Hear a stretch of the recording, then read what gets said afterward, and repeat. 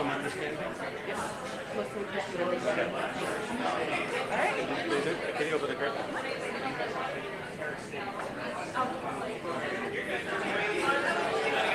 Hello, good evening, everyone. It's a little too hot, the microphone. Good evening, everyone, and welcome to Busboys and Poets for another one-hour series on the war in Gaza. This is a series that was started by a friend, Nader Hashemi. Really appreciate him very much. He is the head of the Al-Wali Center at Georgetown University for Christian Islamic Studies. Thank you so much, Nader, for having these wonderful series. How many of you have been to these series before? Many of you have, and they will continue, and Nader will tell us about some upcoming great events as well. But it's really exciting to be here with Mouin Rabbani and Sarah Leah Whitson, two people that I greatly admire, and I'm sure most of you as well in this room, to hear more about what's going on and have their take about what's happening in that region. A lot of confusion and a lot of misinformation that's taking place. And this is the kind of events that we love to have, to sort of cut through the bullshit, so to speak, and just talk about the reality that's happening there and a better understanding of the situation in a humanistic terms. So I want to turn this over to Nader to introduce our guests, and we're going to have a conversation, and then he'll open it up for a Q&A a little bit later.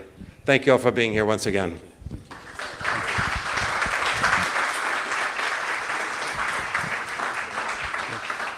Thank you, Andy, and to all of your team here at Busboys and Poets. It's actually wonderful to be in partnership with you, because these events that we're having here are community space where we can have discussions and conversations that sometimes we can't even have on campuses anymore. So it's because of your commitment to open and serious discussion and supporting the people of Palestine in particular that we're able to have these events. Tonight's event is in conjunction with an event that's happening on Tuesday as part of our Gaza lecture series. Both of our speakers tonight will be speaking on campus at 12 noon on a panel discussion marking the first anniversary of the Israel-Gaza war, and that's why we're gathered here tonight. It's been almost 1 year since the Hamas attack on Israel that killed roughly 1,200 Israelis, including the taking of over 200 hostages. This resulted in a US-backed Israeli onslaught of Gaza, which the International Criminal Court has described as a plausible case of genocide. It's ongoing, and it doesn't seem there is any end in sight. As all of you know, the conflict in Gaza now has spread to Lebanon, to Iran, and perhaps the entire Middle East. This is a very difficult and dangerous moment for the region and indeed for our world.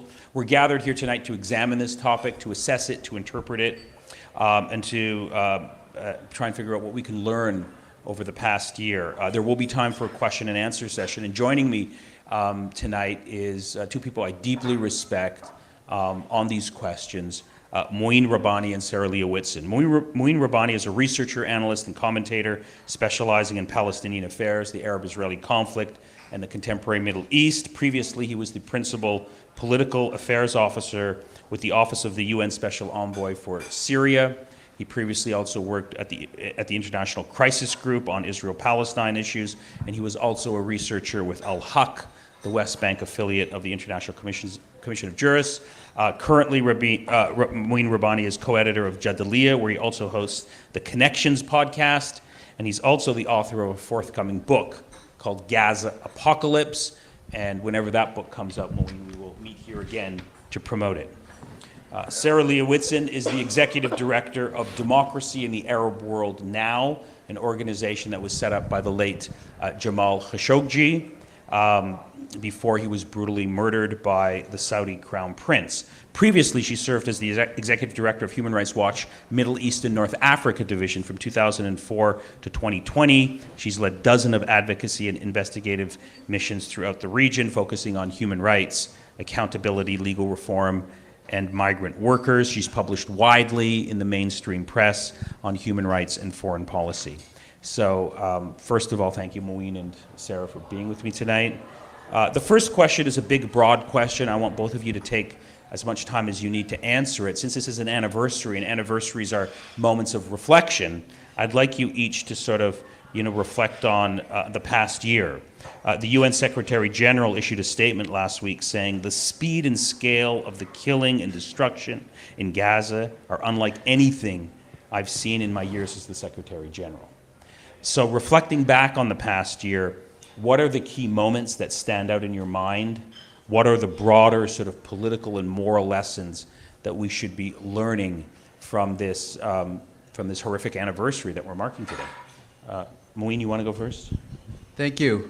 Let me first start by thanking Andy Shalal and the staff of Busboys and Poets for organizing this event. Also, very honored to be in the presence and participating in this with, how's this? All right, with Sarah Leah and Nader. Let me try to answer your question this way. I think one thing that we've clearly learned in the past year is that there can be neither security nor stability in the Middle East without addressing and resolving the question of Palestine. I was asked to write an article in, I believe, March of 2023 for the Middle East Council of Global Affairs about the Biden administration's approach, and I characterized that approach as one of strategic neglect, and I concluded that it was hurtling towards the abyss at increasing velocity. I'd like to say that I saw this coming. Of course, like everyone else, I had absolutely no clue what was coming. But it was very clear that an approach that was designed to acquiesce in or encourage the resolution of the question of Palestine by Israel unilaterally on the basis of force and power was never going to work and was going to blow up in all our faces, not only in the faces of Israelis and Palestinians, but indeed of the entire region, if not the entire world. If I would have to choose a particular moment during the past year that sticks out in my mind, there are so very many. So I would just quickly reference two. The first is in late January when the International Court of Justice issued its first ruling on South Africa's genocide case against Israel. And the court basically had two options. It could either have dismissed this case because either South Africa did not present a compelling case or Israel presented a compelling rebuttal, or it could have decided that South Africa's case was sufficiently compelling and Israel's rebuttal sufficiently weak that they were now going to go for a full hearing. And that's what it did. And I think for the International Court of Justice, which set such an extremely high bar for cases of genocide, to have decided already in December, January, within 3 months, that this was a case worth pursuing, really, I think, brought home what a horrific situation was unfolding and how very much worse it could get if it was allowed to continue. And unfortunately, that's exactly what happened.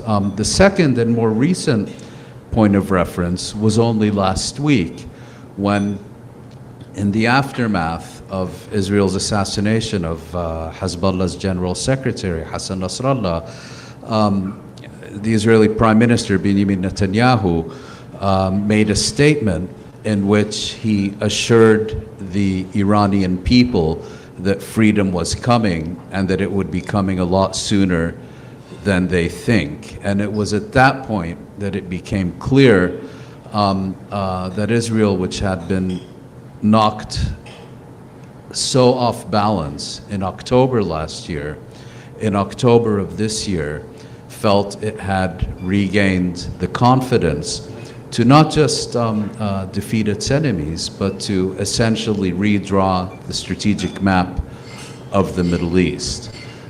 It was that moment of hubris where it became clear that things are about to get very much worse. I had no clue what was about to hit the region when I wrote about Biden hurtling towards the abyss with increasing velocity in March 2023. Unfortunately, today I have much more confidence that we're about to see a major escalation in the coming days. Hi, everyone. I can't really see anyone, so that's a bit strange. Just in terms of takeaways since October 7 of last year, rather than notable moments, I think there are certainly many notable takeaways, and I'll start with each of the players, but I'll talk really fast. First of all, with respect to Hamas, I think it is extraordinary the extent to which a small militia/guerrilla group has upended global politics and regional politics in a way that no one anticipated. And we continue to have these black swans and these black swan events in the Middle East. And October 7 and the vicious Hamas attack on Israel is one of them, because with that attack, they single-handedly upended the Biden/Trump dream of marrying Israel to the region's dictatorships, with the big whale prize being Saudi Arabia. They single-handedly diverted global attention away from the war in Ukraine and the arguments that the United States needed to win Ukraine, and that is that that Ukraine was about respecting international law and laws against acquisition of territory by force and the laws against occupation. All of those arguments crumbled on October 7 and everything that followed. With respect to Israel, I think, as I sadly predicted on October 9, and has been validated in the past year, Israel has moved very, very quickly to turn this into a regional war, and that is why we can imminently expect the United States to more directly go to war with Iran in the coming days, unless something dramatic happens to shift that. But it has always been Israel's agenda. It has always been Israel's plan. And these are the statements that Prime Minister Netanyahu and Defense Minister Gallant made from the very beginning, from October 7, to say that this was going to end in Iran and they were going to, I don't know, cut off the head of the snake, etc. And that's exactly what they have managed to do, not only expanding their war and carrying out armed attacks against Syria and Lebanon, but of course Iran, and succeeding in dragging the United States into what it now is, which is a party to the conflict on the Israeli side. When the United States shoots down Iranian missiles from Jordanian territory, that makes it an active party to the conflict. That means that all American forces are now subject to attack. When the United States carries out bombardment of Yemeni targets on behalf of Israel, that makes the United States a party to the war. So Israel, in at least one way, has gotten what it wants, which is to expand this war and to use the United States to fight a war against Iran and people it identifies as its so-called proxies. Second, Israel has taken on a different front in the war, and that is the war against Americans. That is a war against Americans speaking critically of Israel and Israeli conduct.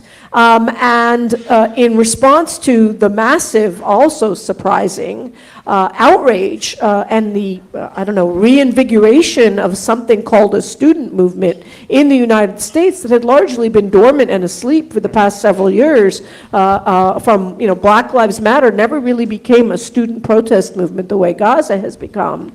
But Israel, understanding that risk, understanding the dangers of losing American support, has turned its war against the American people by attempting to pass legislation to shut down protest on campuses, to shut down NGOs critical of Israel, to accuse them of terrorism, to trap them in lawsuits, to get people fired from their jobs, to get university deans fired from their jobs. So in a sense, Israel has taken its war against our speech, at least, to the West, to Europe and to the United States.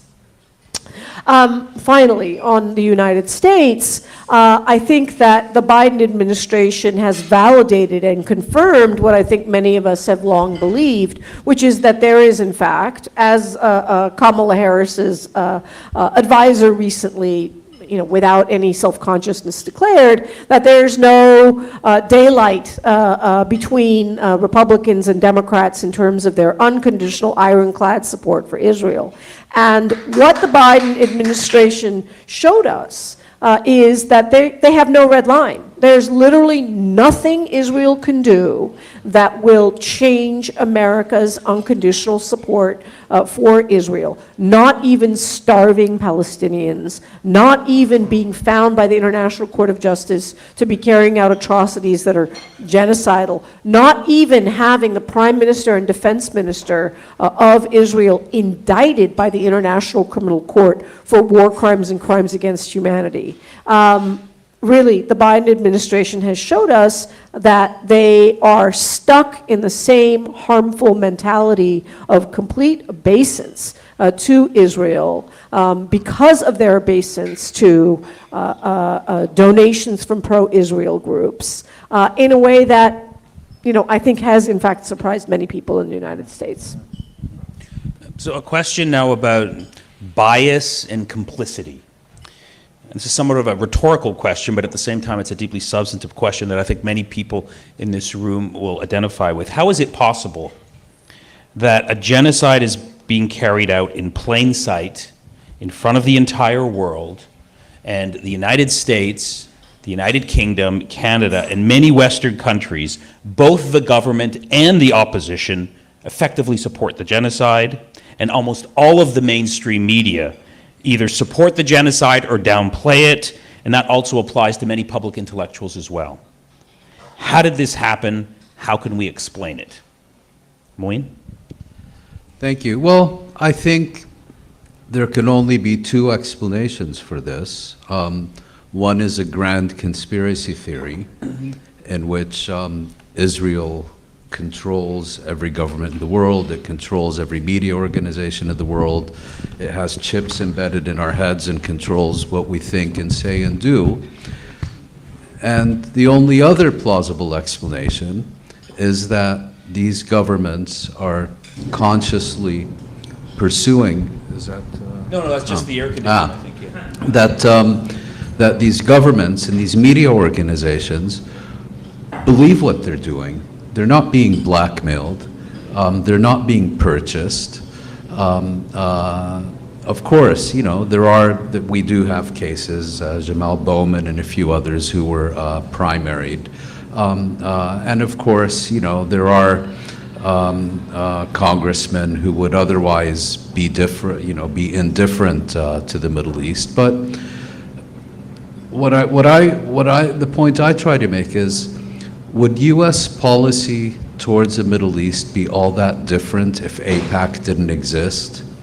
And I think based on what we've seen in the past year, we can say no. It might be slightly different at the margins, but it wouldn't be all that different because we're dealing with the reality in which Palestinians specifically have been delegitimized, demonized, dehumanized for a period of many, many decades. where on top of that, you have kind of all the anti-Arab racism that began to emerge, particularly after the 1973 oil boycott. You add to that a very hefty dose of Islamophobia, which came to the fore after 9/11. And Israel is seen as kind of this, exactly as Netanyahu describes it, as a Western bulwark against the Asiatic hordes, or however you want to call it. And I think that there are many leaders who genuinely subscribe to this and are incapable of looking at reality in the Middle East and seeing an Israeli and Palestinian as having equal value in terms of human life, and who, in addition, look at everything that's happening through the prism of what they consider Israel's right to self-defense. Hospitals are bombed, well, Israel has a right to self-defense. The southern suburbs of Beirut are razed to the ground, well, Israel has a right to self-defense. The port facilities of Hodeidah are blown up, well, Israel has a right to self-defense. And it's kind of this, indoctrination that anything Israel does takes place in the context, not of an illegal occupation, not of a plausible genocide, not of everything that we're seeing, but is taking place within the context of Israel exercising a legitimate right of self-defense against illegitimate aggression by its adversaries. Because, of course, history began on October 7th, and as Diana Buttu has put it, I think, so succinctly, nothing justifies October 7th, but October 7th justifies everything that came after that date. So Sarah, how do you explain the deep structural bias at all levels, in the West since October the 7th? I think I take a much more materialistic view than Mouin, who I think is being more generous in ascribing genuine ideological commitment among American policymakers. I do believe that the outcomes would be dramatically different if AIPAC didn't exist. When you look at American foreign policy in the Middle East, it is incredibly mercantile across the region, except when it comes to Israel. When the United States sells billions and billions and billions of weapons to Saudi Arabia, and when President Biden comes in promising that he's going to end arms sales to Saudi Arabia, but within a year starts chipping away and erasing his little promise, it's because of the mercantile interests that the Biden administration continues to prioritize, just as the Trump administration before it, such that the incentive system rewards you if you keep arms sales going from the defense industry and punishes you if you don't. Now, that same incentive structure works with respect to Israel, in that if an American political official supports Israel, he or she is rewarded, and if they don't, they are extremely punished. And I think that incentive reward / punishment schematic basically dictates support for Israel that does not serve America's interests from a strategic point of view, from a mercantile point of view, and so forth. And when I've confronted American policymakers about this, who just get done telling me about realpolitik and how values need to, be balanced against interests when we're talking about Saudi Arabia or the UAE, when it comes to Israel, it's all about our love for Israel. It's just this special bond, and all of the stuff about interest falls away. I think that's only because of one reason, and that is because they want the rewards that AIPAC and pro-Israel groups can offer, and they don't want the punishment that they will inflict on them if they don't. And I think that one of the things that this war has exposed is the extent to which the Biden administration is so beholden to its donors, despite the fact that its voters no longer support its policies on Israel. And, sadly exposes the very undemocratic nature of American foreign policy making, which is the most elite, the most exclusionary, the least democratic of all the policies of any presidential administration. And that they would even risk losing an election, as they may in Michigan, because of the uncommitted voters who don't want this outcome, rather than piss off their donors.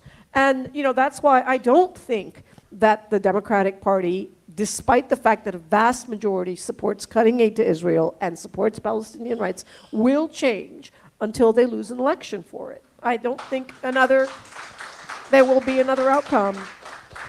Okay, that's at the level of policy, though. How do you explain the level of public intellectual thought, the media, deep structural bias? Even at the university level where I work, there's been a scholasticide, an eradication of basically every educational institution in Gaza. Has one university in this country issued a statement just condemning it? So yes, the policy level, it's easy to understand, but when we get into the sort of the area of civil society, how do you explain that? As I said, Israel's war and the war of Israel's supporters is not just being fought against Palestinians, it's being fought against American civil society. When American university deans are humiliated and forced to resign and accused of being anti-Semites because they haven't shut down student protests, what do you think every other university dean is doing? They're worried. They just got rid of the Rutgers dean. He resigned, rather than be brought before the House Judiciary Committee. When the U.S. Congress is bringing deans of universities and putting them as if they've committed a crime and interrogating them as if they've done something wrong, of course there's mass fear. And it cuts across industry. When law firms like Sullivan and Cromwell put out statements saying they're going to pre-vet anyone who applies for a job as a lawyer at Sullivan and Cromwell to make sure they haven't said anything critical of Israel, that's what they're saying. People are scared. People are scared. And it's really, I always say, if you don't care about Palestine or the Palestinians, okay, Adel Siraini, as we say, fine. Care about your own rights. Care about your own freedoms. You think it's going to stop with Israel? No. All the defense companies and the fossil fuel companies, all of these guys, they're taking notes about how they're going to silence our speech and silence our protest exactly the way they did, copying the pro-Israel anti-BDS laws that are in like 42 states now, if I've gotten the number right. And now the fossil fuel and gun industry companies are copying those anti-BDS laws to silence protest and speech and dissent against their companies. Can I just? Yeah, go ahead.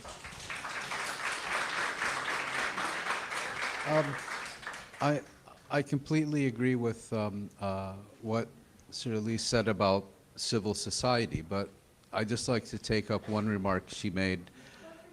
Yes, I'd just like to take up one remark you made about the Democrats being willing to lose the next election, essentially on the altar of Israeli impunity. To me, that explains how fully committed they are ideologically, rather than how terrified they are of their donors.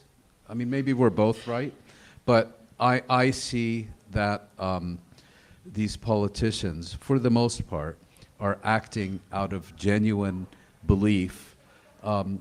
You may not think Israel serves U.S. interests. I may not think that, but they seem to really believe that. Yeah, but it's against their own interests, Mouin. That's what doesn't make sense. You're gonna lose the election. You're gonna, sort of say, well my commitment to Israel is more important than my own political career. But that's how belief works. You're prepared to sacrifice for your most deeply held beliefs. And if Israeli impunity is of such central importance that you're prepared to lose an election for it. Okay, so because we're on the anniversary of October the 7th, an important question that I'd like to draw you both out on has to do with the actual extent and depth and breadth of the Hamas atrocities on October the 7th. What can we confidently say happened on October the 7th in terms of war crimes and crimes against humanity? For example, right at the beginning, Biden went before the world and said he saw pictures and images of 40 beheaded babies, right, which was debunked. But now we're a year past, and the picture was very unclear in the first few weeks. So both of you have been following this much closer than I have. One of the big questions here that I think is at the really heart of October the 7th is the nature and the extent of the sexual violence that happened. The UN Special Representative of the Secretary General on Sexual Violence issued a report a few months ago that said, quote, there's reasonable grounds to believe that conflict-related sexual violence occurred during the October 7th attacks in multiple locations across Gaza's periphery, including rape and gang rape. So the question is, what do we objectively and factually know about these atrocities now that we didn't know roughly a year ago? Sure. I mean, starting with acknowledgement that we can't prove a negative, right? We can only speak about what the facts that we have so far been able to surmise are. Obviously, Hamas forces carried out an attack on, I think, what initially started as an attack on some Israeli military bases and then expanded to some kibbutzes nearby, so civilian areas, and then, I guess, stumbled into this rave festival that was happening, which, by the way, apparently was decided at the last minute to not move it and not cancel it. They had received some security warnings, but they decided to go ahead. What we still don't know, and the book has yet to be written, and I don't know who's going to write it, is the extent to which non-Hamas forces, for example, were involved in the attack. Hamas has denied killing people at the music festival and said that it was other people, like masses, crossed the fence and did this. I don't know. And we don't know how many Israelis were killed by the Israeli government. There have been some evidence that has come out about Israeli aerial attacks in pursuit of Hamas attackers that killed a number of Israelis. There has been reporting of killing people in order to avoid them being taken hostage under the so-called Hannibal Doctrine. And it's pretty staggering that a year on, the Israeli government has yet to put out a report documenting how the victims of October 7 actually died and who killed them. That, I'm sorry, but that can only lead me to speculate that they don't want us to know the full and complete answers to that question. Even if it's 5 people, even if it's 10 people, why has there been no confirmation about this? In terms of the sexual violence, I suspect that the sexual violence that the UN Special Rapporteur reported on unfortunately lacks any numerical specificity. And I've seen these kinds of reports before, and I always press people to say, give me the number. From the multiple exposés that were done after the New York Times' false and fraudulent account of mass systematic rape by Hamas forces of Israelis, I think the documentation that has been extensively done has 4 confirmed cases of women who were raped. Now, we've seen some of the Israeli reports saying, well, they found bodies of women whose clothing was removed, and therefore that can only be rape. No, that can't only be rape, not at all. So I don't see that as evidence. And of course, we know of sexual violence and sexual attacks against Palestinian detainees, male and female, that the UN Special Rapporteur has extensively documented, and I think this includes dozens of people, at least from the reports that I've seen. I have been spending probably 20 years cautioning people against accepting allegations of mass systematic rape without hard, concrete evidence, because I have witnessed how this accusation is so readily made to discredit a military enemy. It was made against Libya and the Libyan government, accusing them of mass systematic rape. You might remember this came out in CNN.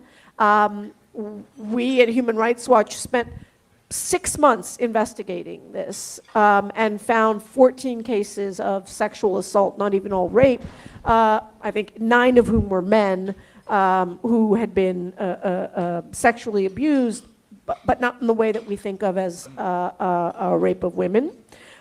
In Syria, the same allegations were made of mass systematic rape by the Syrian government forces. Those too have largely been discredited. And when you dig into the reports that have been written on mass rape or mass systematic rape of Syrians, you will find the near complete absence of any witness or victim testimony. And it's just like, well, I heard someone who told me that she heard someone who told her that they had raped a woman. That, I'm sorry, that's certainly not how we at Human Rights Watch carry out reports to document this. So I think this full story has yet to be written on exactly what happened on October 7, what's happened in the year since. And I hope that some academics out there, some here, we desperately need an archive project ASAP, immediately, before people forget the details. I really, really feel that that is an incredibly important undertaking for world history, to not allow, the usual suspects to write a story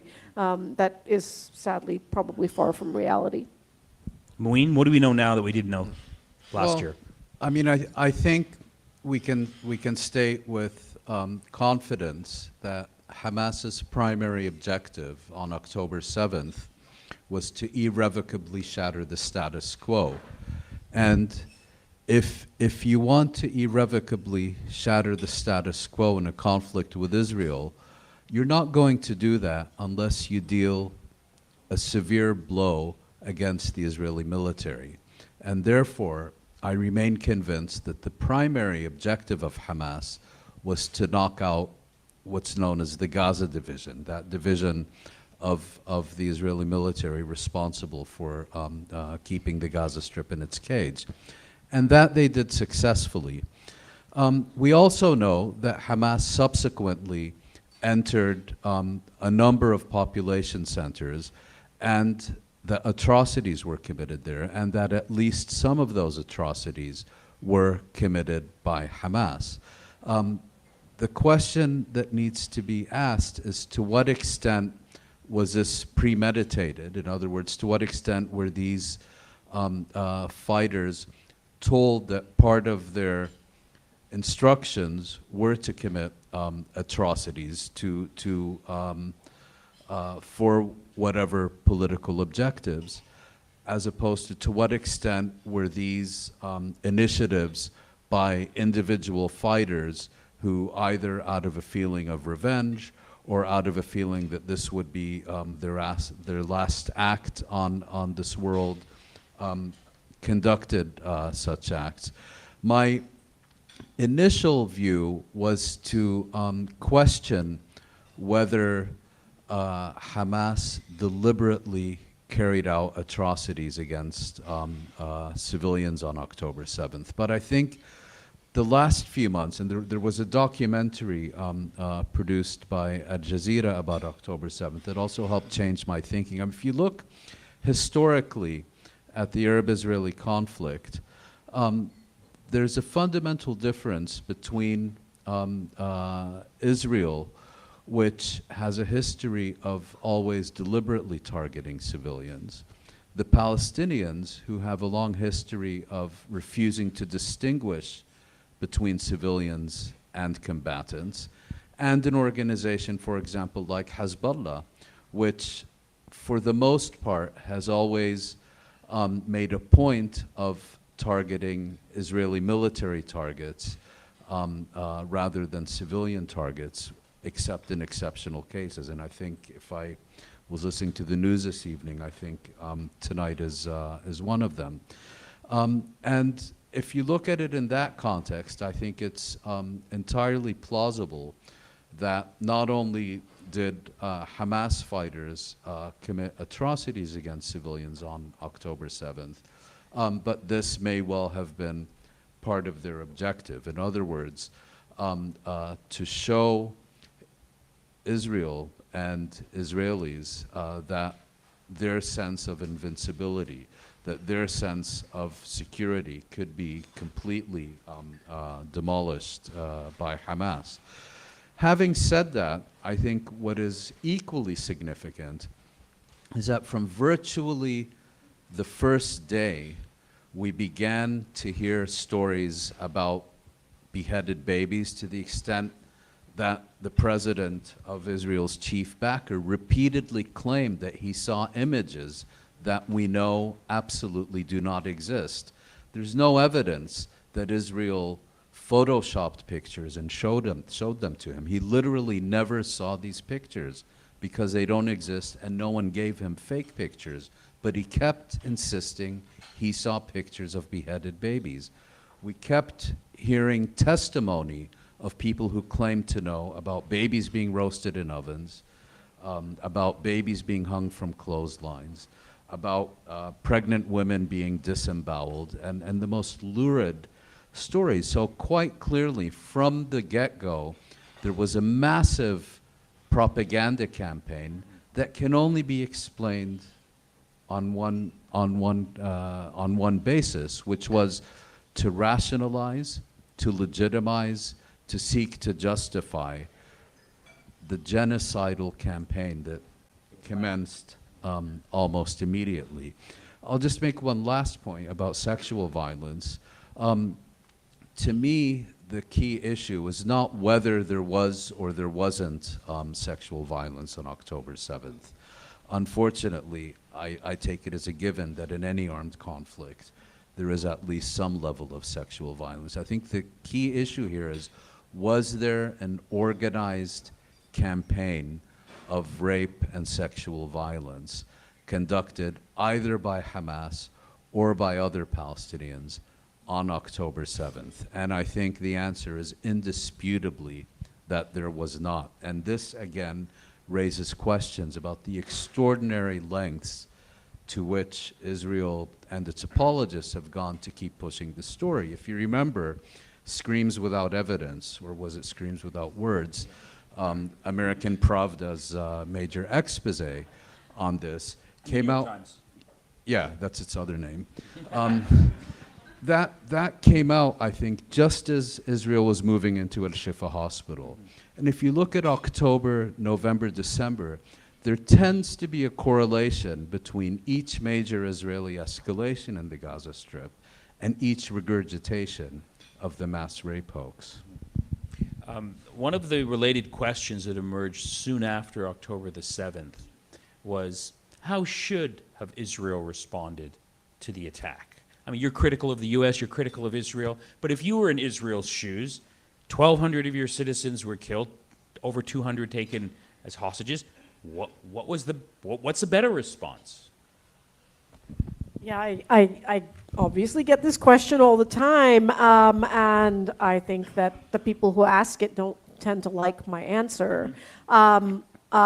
There is no way for Israel to fight a war against Hamas and to do so without massacring tens of thousands of Palestinians, as we see for the past year. So it's very clear that it is not possible. Even if we take them at their word that they haven't intended to kill all these Palestinians, they have unavoidably done so. And so there is no lawful way to fight a war against Hamas because of the densely populated nature of Gaza, because you have millions of people crammed into a space where there is no option for Hamas to not fight from civilian areas, not be present in civilian areas. And by the way, the laws of war does permit fighting from urban areas, does permit armed groups to store their weapons or fight from areas where civilians are present if there's no feasible alternative. This actually is something that people are not aware of. And it really underlines the broader issue, which is Israel will never be secure and safe from atrocities like October 7 until it ends its occupation and apartheid rule. And so if it wants to be a normal country that lives in normal peace and security, then it's got to stop being a criminal country that abnormally subjects millions of people to military occupation and apartheid. They're not going to be able to win a war lawfully. They are going to be prosecuted by international courts. They are now elevated to the status of one of the globe's roguest, most reviled states because of the atrocities we see before our still seeing eyes. And the only solution is for them to end their crimes. There's just no other way. As the people, I mean, short of annihilating every last Palestinian, there's no other option. Let me answer that, which is usually posed as a gotcha question, with the gotcha question of my own, which is, tell me what you think Israel should have done on October 6th, and tell me what you think the Palestinians should have done on October 7th, and then I'll answer your question. Good. Okay, so a somewhat related question about what's the proper political and moral context to explain October the 7th and what's happened over the last year to a general audience? Let me just sort of set up the question by recalling something that happened last October, at the end of October. The UN Secretary General issued a statement at the end of October where he strongly condemned unequivocally the horrifying, I'm quoting him, the horrifying, unprecedented October 7th attacks of terror by Hamas in Israel. But then he added, it is important also to recognize the attacks by Hamas did not happen in a vacuum. And when he said that, the Israeli ambassador to the UN called for his resignation. How dare you, talk about history? So but the question is, so what is the appropriate historic point to start telling the story of what happened on October the 7th? How far back would you go? Is there a date? What is in other words, the appropriate, political and moral context to objectively explain October the 7th? Well, indisputably, this crisis erupted on October 7th. I mean, that's why that date is a reference point for our being here this evening. So yes, the crisis erupted. I mean, World War I started with the assassination of Archduke Ferdinand in Sarajevo. But does that mean, the entire 19th and early 20th century are irrelevant in trying to understand what happened? So it's exactly the same thing. Yes, the crisis erupted on October 7th, 2023, but it had been years, if not decades, in the making. It didn't emerge out of a vacuum. History did not begin on October 7th. And how far back do you want to go? Well, that depends on how much time you have. I think there are several contexts here. There's the immediate context of the Gaza Strip in combination with what I was referring to earlier, the strategic neglect, the idea that the Palestinians could be safely dealt with unilaterally by Israel because they no longer form a threat to regional or international security and stability. Or you could go back further to the 3 decades of the Oslo charade to seek to understand how, rather than reversing occupation and making a 2-state settlement possible, Oslo was all about making sure it never happened and consolidating Israeli control.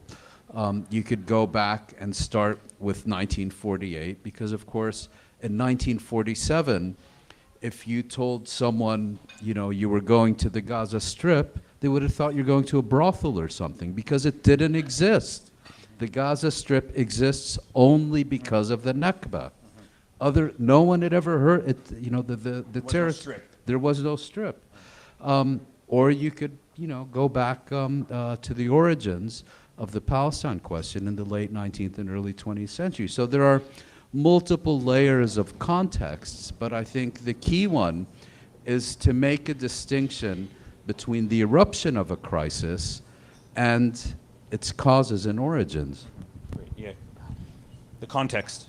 Yeah, I mean, I don't really focus on the historical aspects of the context. I mean, everything has context. I just focus on the current reality. The current reality is the one-state apartheid reality. And I think anywhere you go in the world where there's military occupation and apartheid, human beings are going to resist against that. So that's the context for October 7. That's the only context that I see, and that will continue, again, as long as there are living, breathing, thinking human beings who don't want to be born into imprisonment and oppression. They're going to resist. And October 7 is a kind of resistance we wish not to see. We wish never to see targeting of civilians. It's a crime, but it will continue. Crimes like October 7 will continue against Israelis so long as their occupation and apartheid rule continues. Okay, one last question, then we'll turn it over to the audience. In many ways, it's the most important question. What is to be done at this moment among concerned citizens, activists? The U.S. is backing a genocide. It doesn't look like it's going to stop anytime soon. What are the priorities that we should be having? I think this is the big question that many people struggle with, right? We feel helpless, we feel humiliated, we feel angered. What should we be focusing on this first anniversary to try and change things? Mouin? Well, we could be literally hours away from a major Israeli attack on Iran, which will produce a major Iranian attack on Israel, which will almost certainly lead to a direct military confrontation between the United States and Iran. And I think we need to recognize, we need to understand that we are where we are because there's always been a very clear fork in the road. You either choose for a cessation of hostilities in the Gaza Strip and an exchange of captives, or you reject that and the regional dynamics will continue to escalate, and the longer they continue to escalate, the more likely it becomes that it's going to eventually become an all-out conflict. I mean, not that it already isn't, for example, for the people of Gaza or now for the people of Lebanon, but we're talking about a major international, major regional conflict that can have profound international repercussions. So the short answer to your question is the absolute priority is to ensure that the United States reverses policy and by hook or by crook begins adopting a Gaza ceasefire as a foundation of its Middle East policy.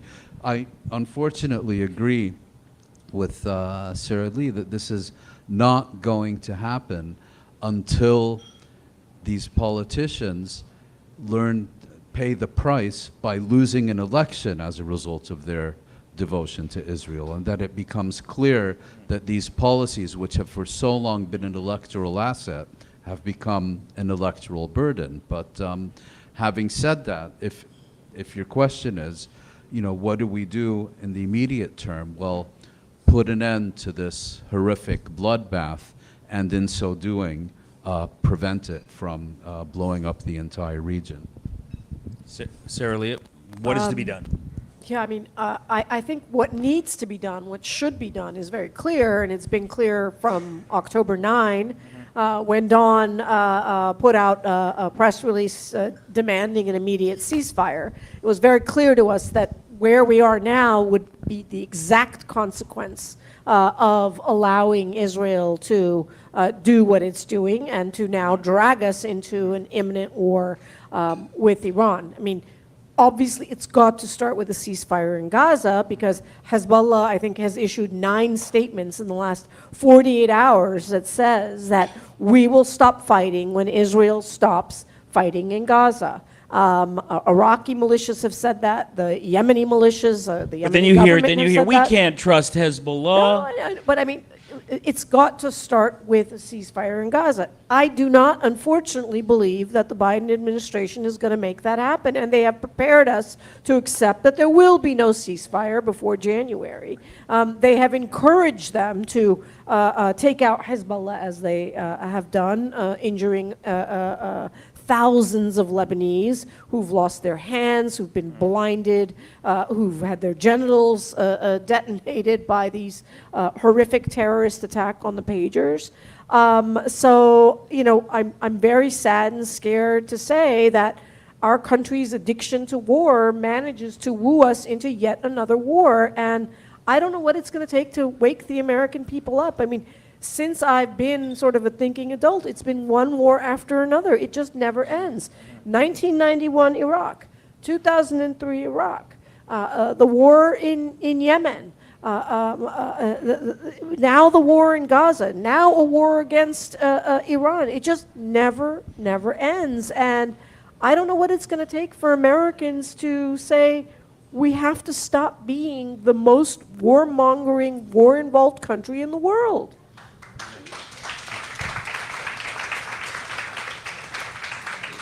Lori, do we have a microphone to pass around?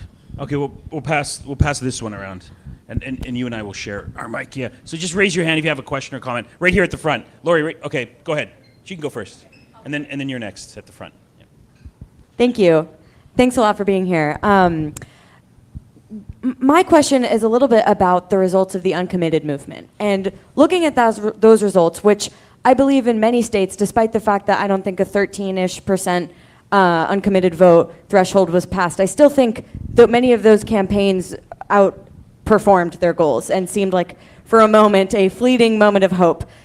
Do you regard the Biden administration and the potential prospective Harris administration, do you regard their response to that as indifferent? And if so, does that mean there is no real avenue for a grassroots national political movement?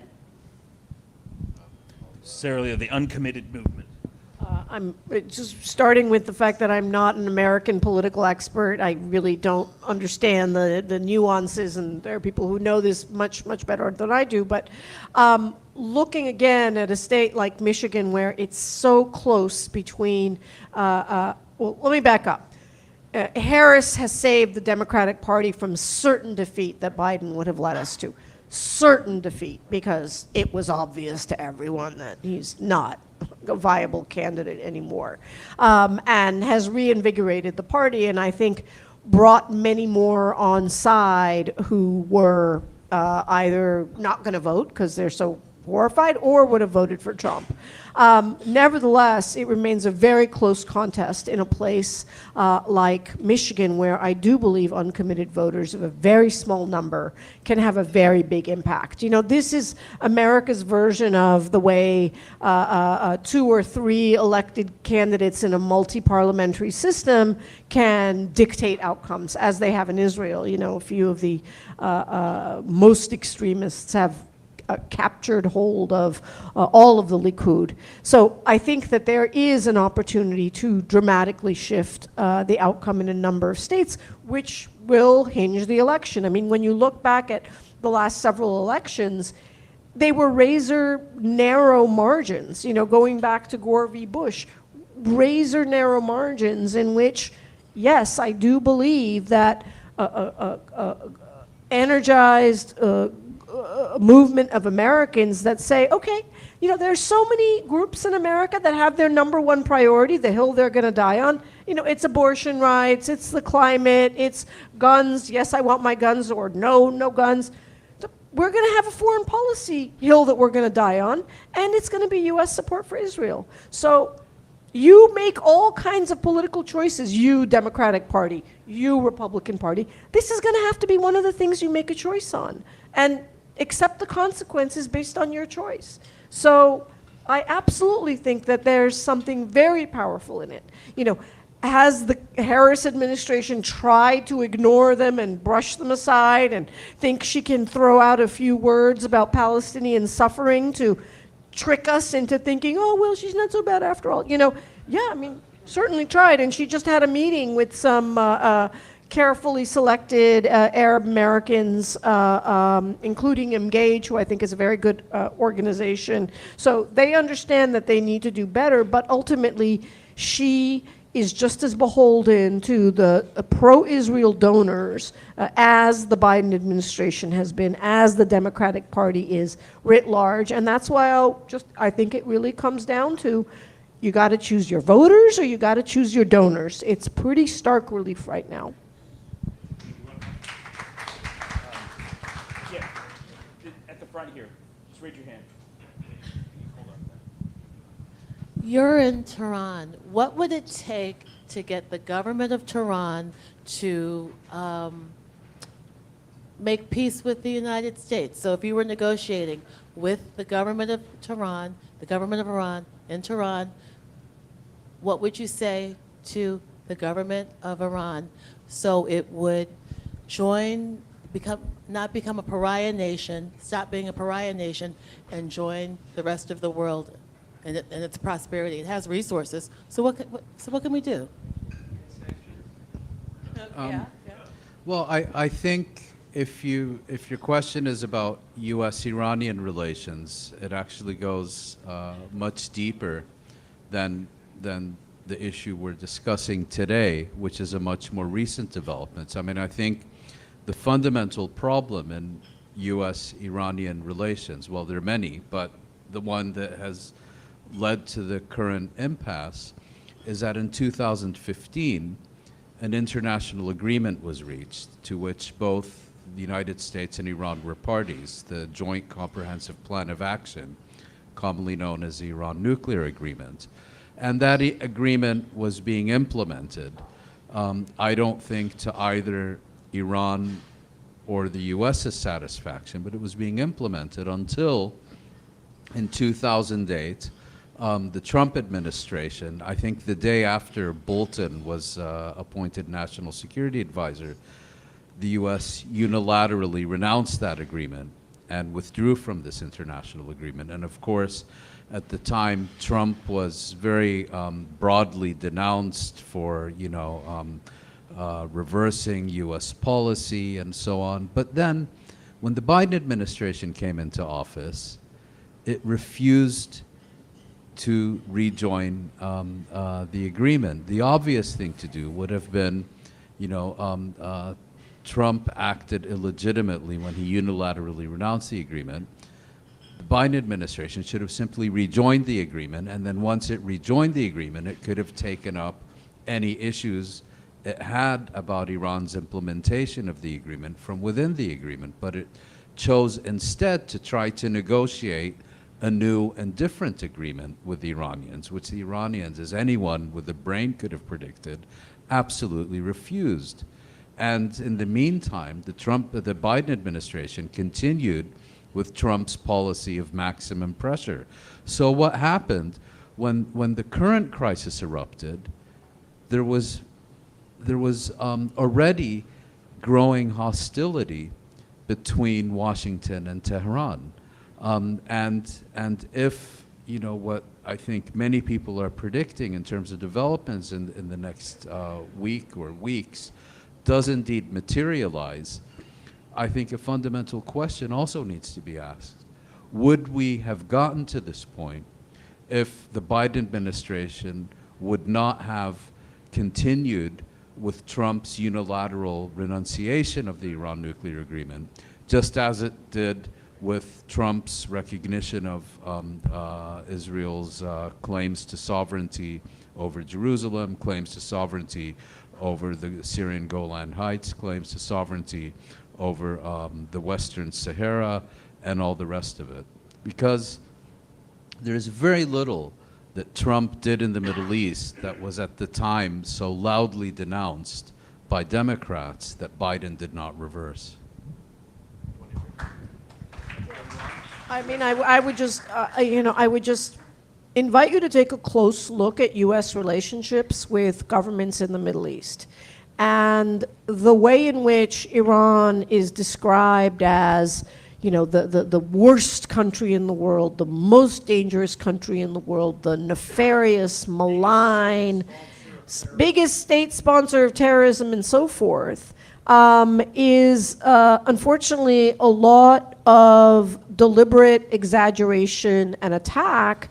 And when you look at the regimes that the United States actively supports and arms and gives billions of dollars to, like the dictatorship in Egypt, like the royal dictatorship in Saudi Arabia, like the dictatorship of the United Arab Emirates, the royal dictatorship of Jordan, a little bit softer than the others. There is nothing that Iran has done in terms of oppression of its own citizens, in terms of the lack of civil and political rights for its own citizens, that the regimes that the United States does support haven't done much worse than Iran, right? So what is the principled reason that the United States has declared Iran an enemy, but Saudi Arabia a friend? Right? There is no principled reason for that. There is no principled reason that our country has imposed countrywide sanctions on an entire nation of, what's the population now? 85, 90 million people for over a decade, making it exceedingly difficult for them to live any kind of real normal life, even to import things like medicine, which are grossly expensive in the country, other than to force it to submit.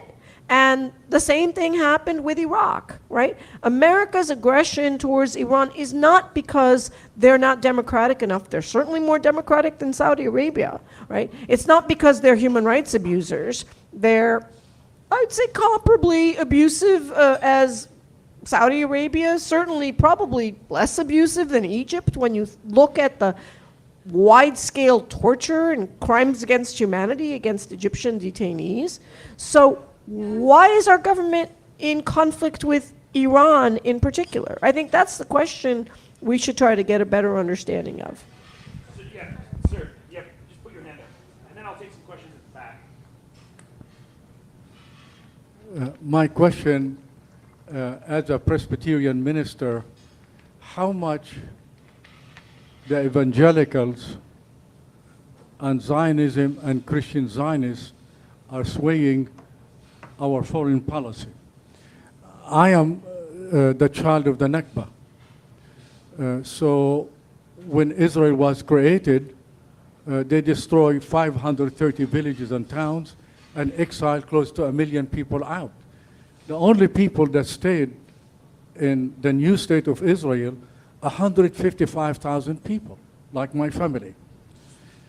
And from 1948 to 1966, I could not leave my small village to go to Akka 3 miles without going to the Israeli military government and get a permit.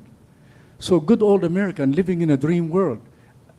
Immediately after 1948, they created an apartheid system against me with 63 laws in education, in movement, in health, and everything.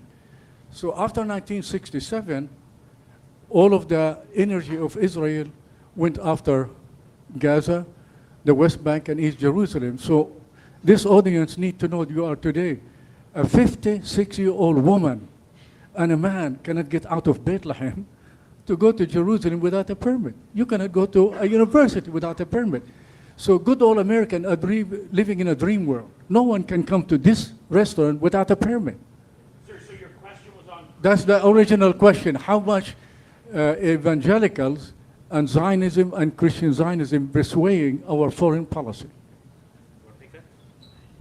Well, I was watching a documentary yesterday about all these new anti-boycott laws that Sarah Leah was talking about, and it started with an interview with a congressman from Arkansas, and he started explaining, you know, that basically it was his Christian Zionism that was motivating all this.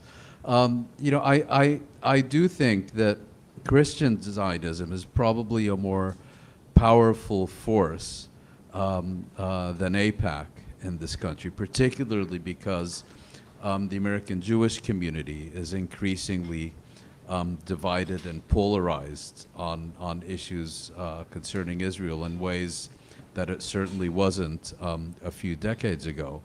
And it's quite clear, they can mobilize the numbers. I think it's called Christians United for Israel, and they can mobilize the numbers, and they do mobilize, and they can mobilize a lot of resources, and they can mobilize voters.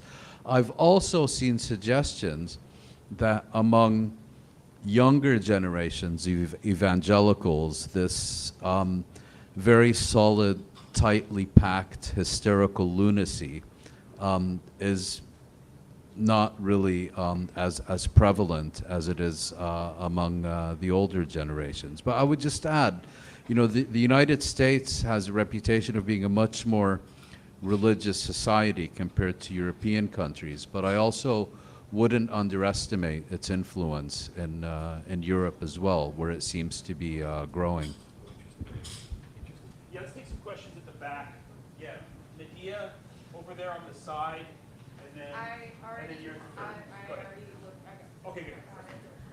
Yes, thank you so much. I wanted to just take advantage of this great room to encourage people to contact their senators to support Bernie Sanders' joint resolution of disapproval to stop sending weapons to Israel. There's only 4 senators on it right now, and it doesn't include a senator from Virginia or a senator from Maryland. And also, while Congress is on recess until after the elections, the staff is still there, and a lot of them are the ones that really make recommendations. So if any of you are interested in joining us in Congress while we go into the different offices, please see me afterwards, and I'll add you to our WhatsApp group. Thank you.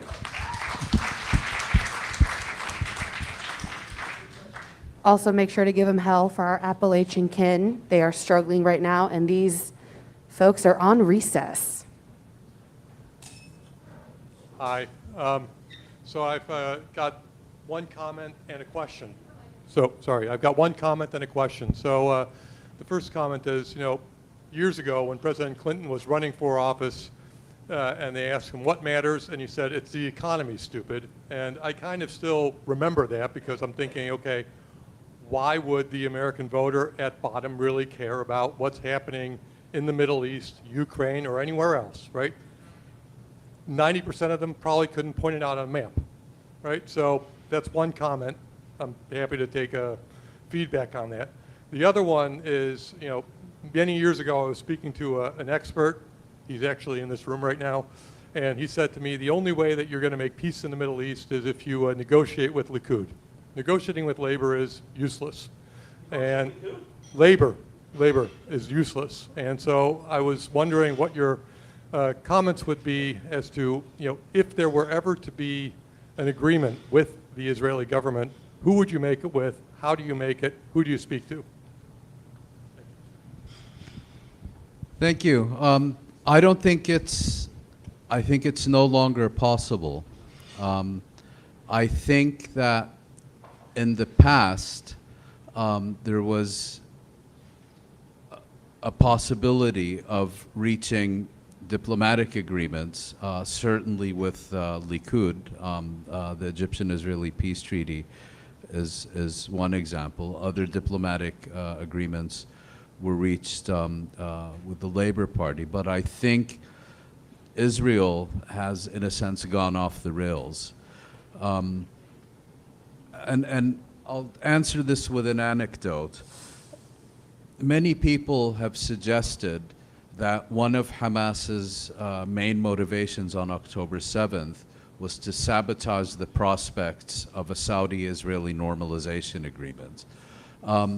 I was never convinced, and one reason I was never convinced was, to cut a long story short, that it was primarily a Saudi American rather than a Saudi Israeli agreement, but to make it work, Israel would have had to make a number of largely cosmetic gestures to the Palestinians to provide Saudi with the requisite fig leaf.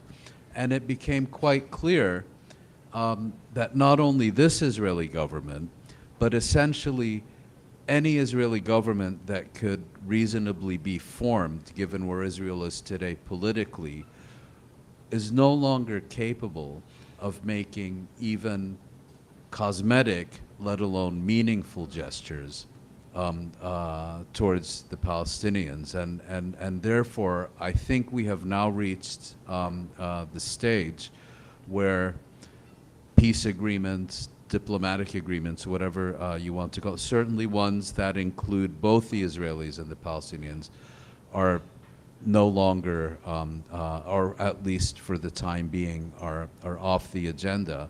And that's another reason why I think we're heading into an increasingly turbulent period.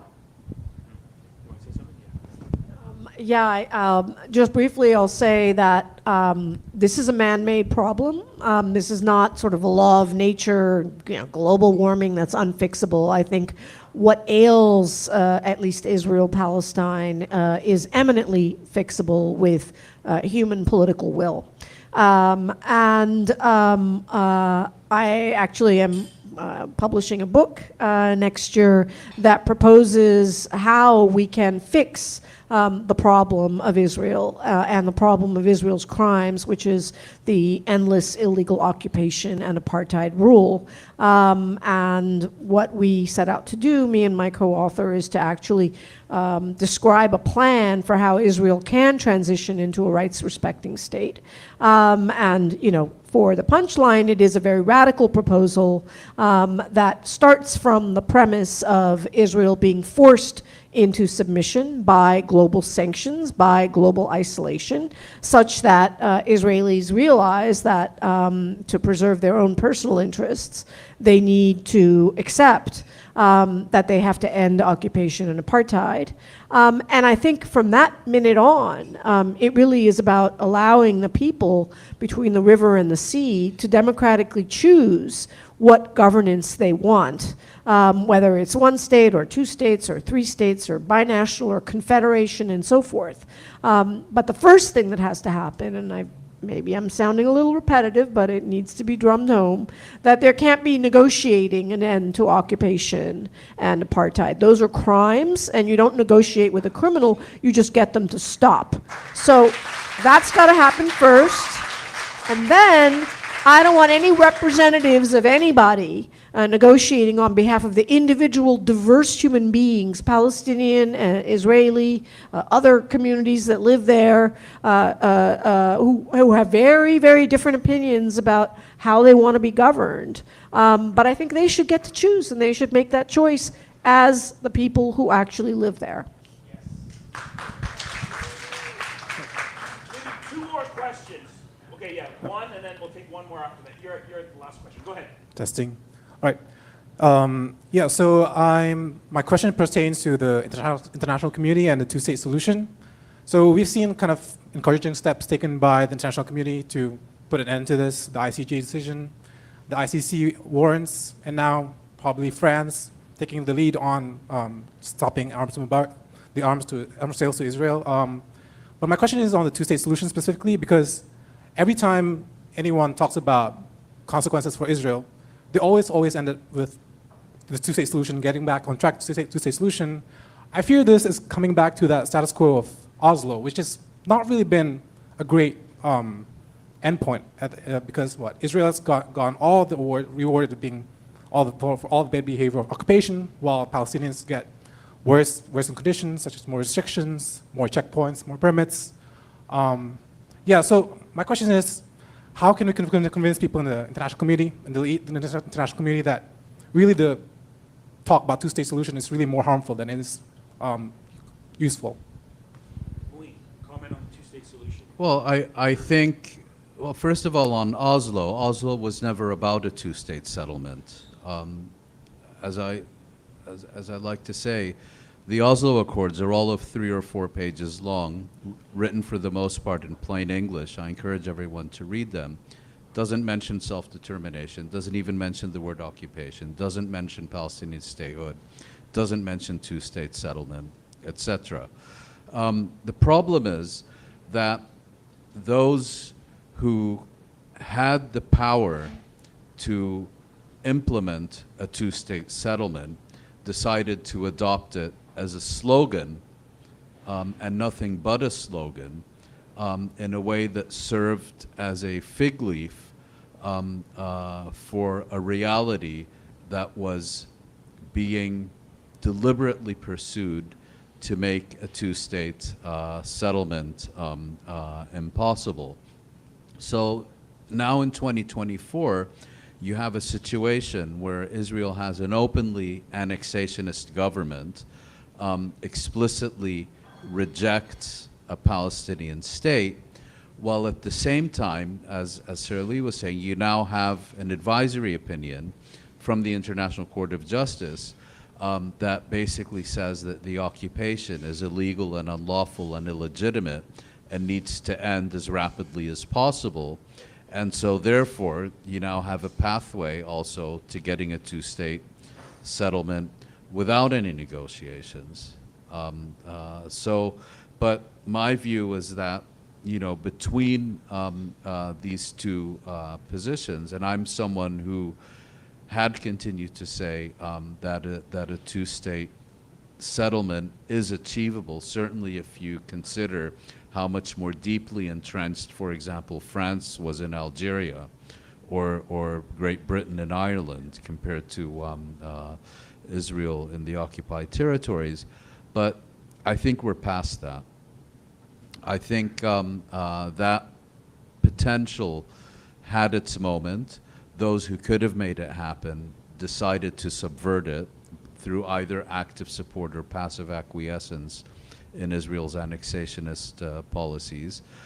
So you don't have one reality on the ground, a very different reality in international law that has been confirmed by the advisory opinion, and I don't see how the two can be brought into contact with each other.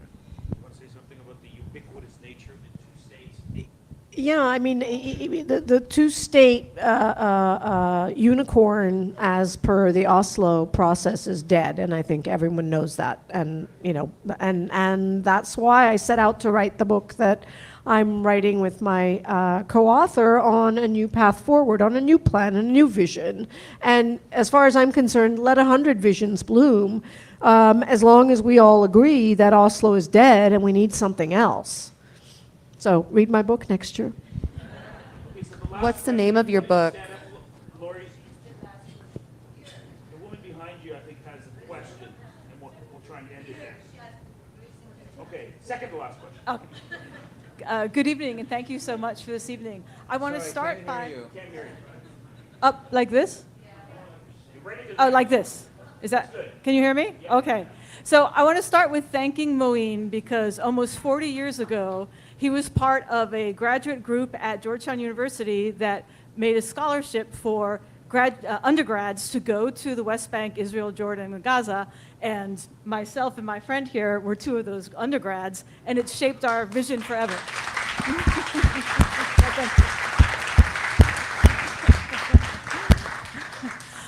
The comment I have as someone who works in American universities is, I'm not that surprised by Israel's actions in Israel. I feel like I learned a lot to be able to understand that. What I am surprised by is the repression in the United States. And so I work on university campuses, and we are frequently being told not to use post-colonial studies, media critical analysis, things that are the bread and butter of undergraduate humanities for the last decades. We are, you know, my direct administrator recommend, when I asked, what's our policy on talking about the protests in the spring?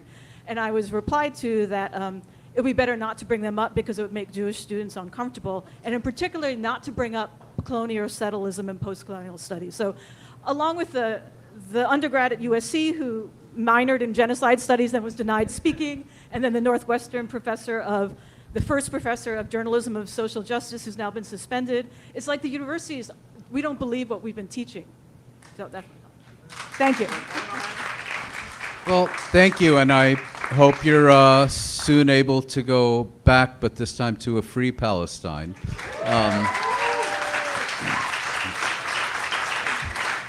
I'll just say, you know, one thing that Israeli propaganda, Hasbara, has always been characterized by is that it's been very sophisticated and very persuasive. And I think that reflects that Israel had an ability to be all things to all people. It could be kind of, you know, the liberal socialist kibbutz state to social democrats. It could be the implementation of God's will to Christian Zionists and evangelicals. You know, it could be the fierce cold warrior to kind of, you know, hardcore traditional Republicans and so on. I think that's changed. And I think by Israel no longer being able to adopt some of these narratives, because the politics in Israel shifted so far to the right that it can't tell these stories anymore without violating its own moral code, so to speak. And growing global public awareness of the realities in the Middle East, I think these two factors together have caused Israel and its apologists, particularly in Western countries, to increasingly resort to the kind of measures that you've described to try to suppress debate, to try to suppress speech. And yes, you know, people are having careers ruined. People are losing jobs, and people are paying a price. But ultimately, I think we also need to see what a sea change this is, where Israel used to enthusiastically join public debate because it believed it could win, where now its priority is making sure there's no debate at all. That's a sign of someone who knows they've lost the argument, in my view.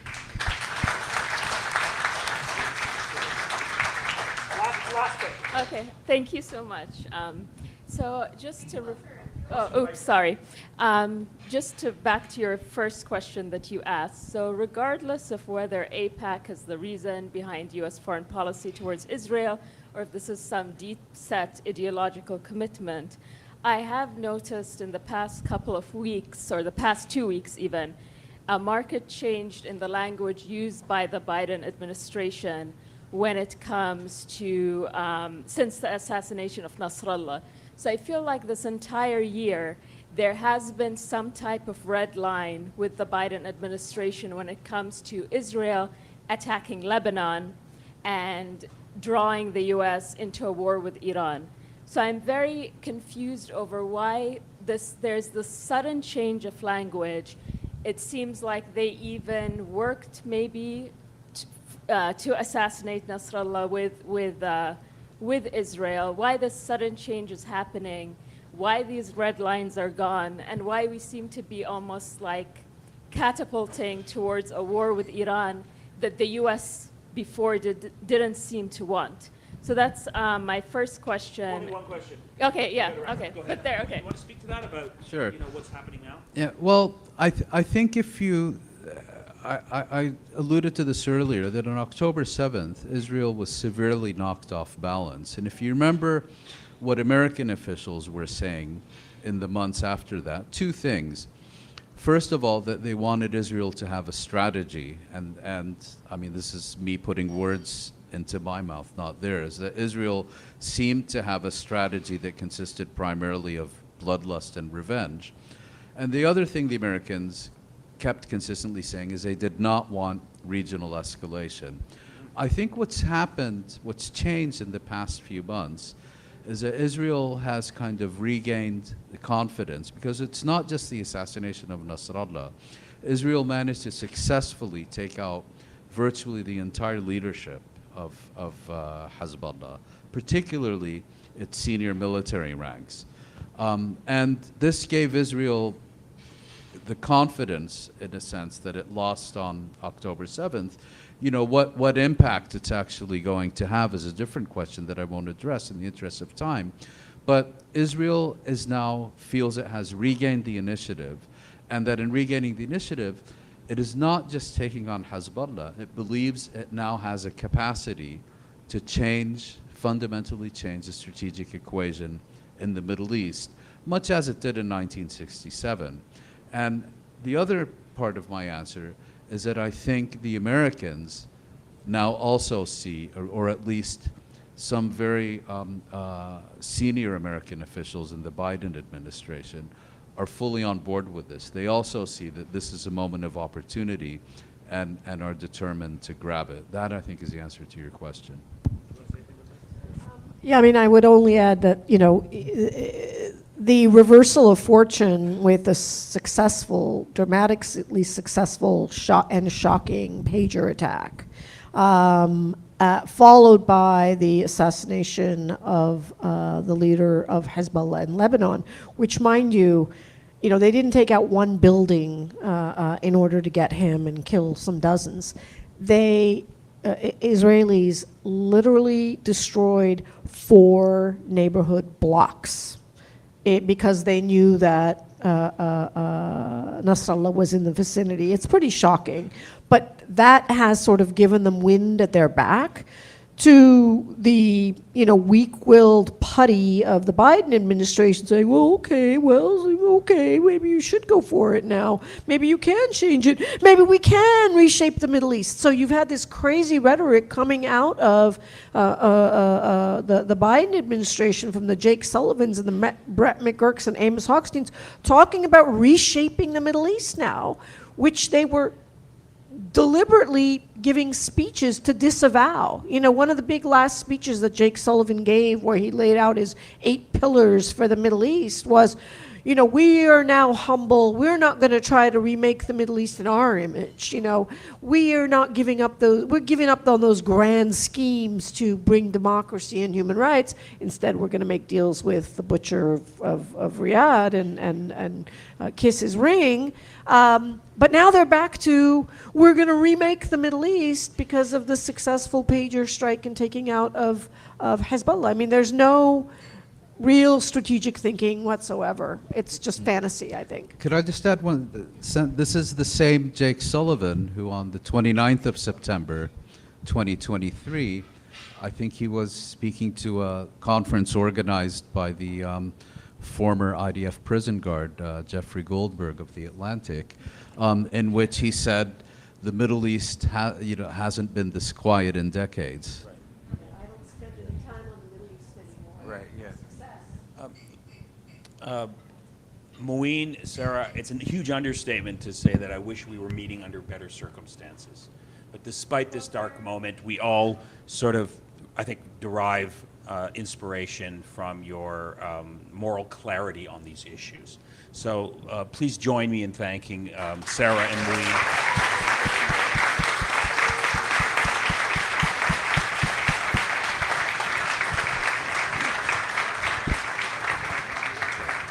And both of them will be speaking